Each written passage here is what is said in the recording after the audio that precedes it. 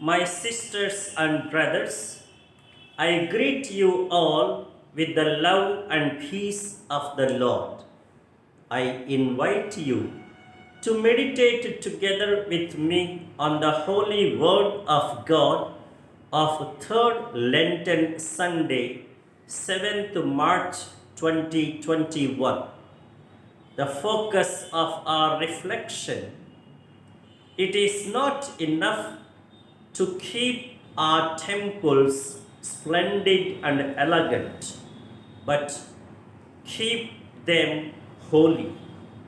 It is not enough to go to the temple neat and well maintained, but be clean of heart. Jesus admonishes us quite strongly in today's Gospel in John 2:16. Stop turning my Father's house into a marketplace. And a similar message and admonition is given in the Synoptic Gospels as well. In Mark 11:17, in Matthew 21:13, and in Luke 19:46, we hear, "My house shall be called a house of prayer, but you have turned it into a den of thieves."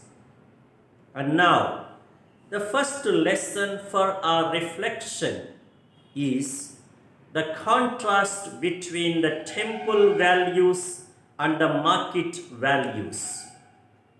The spirit and values of a market or a den are selfishness, self-interest, self-gain at the cost of others' good, dishonesty, cheating, domination, manipulation, aggression, intimidation, commotion, noise, tension, restlessness, fear, pride, insecurity, uncertainty, etc.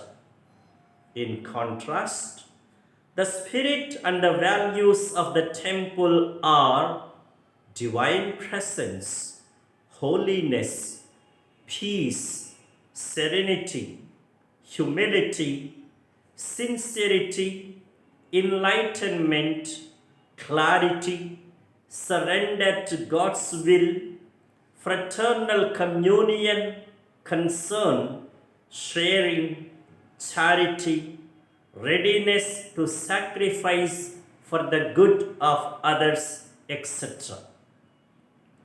So, an obvious and marked difference is divine presence and holiness. The first obvious and marked difference between a temple and a marketplace or den is the very ambience that pervades. The holiness and focus in the temple and the profanity, the worldliness and the chaotic situation in a market. One cannot turn the temple into a marketplace where there is so much chaos and dominance of business and self-serving values. In this context, it is good to bear in mind three nuances or three aspects of temple: church, heart, and community or family. Whatever be the sense or the connotation, one thing is sure and clear. There should be a deep sense of the holy, the spirit and attitude of the sacred and the divine.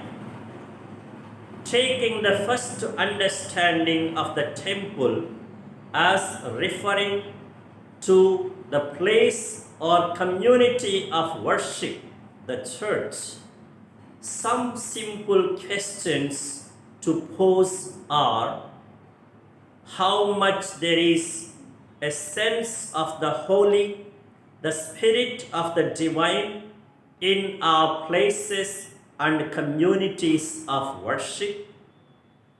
Are we really aware of God's presence? Do we really feel and experience closeness and communion with God? Do we really pray? Do we really concentrate and focus on God? Are we really filled by the Spirit and the values of the temple? Is there that peace, that humility, that honesty, that charity, that sacrifice, that surrender? Do we really carry back with us that healing, that light, and that strength? How often our worship, our attendance to the spiritual activities is so routine, so mechanical, so superficial, so shallow, without touching the heart, without making any little impact and effect? How sad it is that a good number remain so indifferent, lukewarm, inattentive, just waiting for the show and obligation to get over, while hours and hours can be spent on worthless parties, chatting, yapping, outings. How the same people become so calculative about every extra minute they spend with God? Now, referring to the second aspect of a temple as human person and his heart, this can be better understood in the light of 2 Corinthians 6:14 to 17. For you are the temple of the living God, as God has said, I will dwell in them and walk in them, and I will be their God, and they shall be my people. Also, Jesus' incessant insistence on interior purity can go in the same direction. It is what comes out from within that makes unclean. Mark 7:15.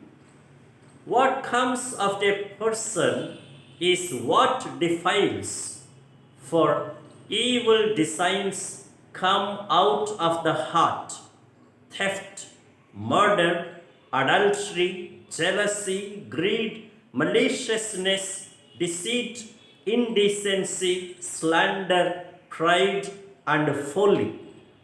All these evil things come from within and make a person unclean. Mark 7:20 to 23. And then, how often our hearts are so crowded, congested, and suffocated with the market values? What a selfishness, arrogance, insincerity, crookedness, greed, and needless anxiety. And now, referring to the third aspect of a temple as Christian family or religious community. How often our own families or communities are like markets and dens. No peace, no love, no adjustment, no humility, no forgiveness, no understanding, no sacrifice, no priority to God's will and plans. Then, how can there be happiness and beauty of living together? And how can there be mental health, emotional balance, and the strength to face the difficulties? And now, the direction and the directive for our life. Are our temples and churches abodes, dwelling places of God? Are our hearts chambers of goodness and holiness? Are our families and communities ambience of love and faith? Check and clean up.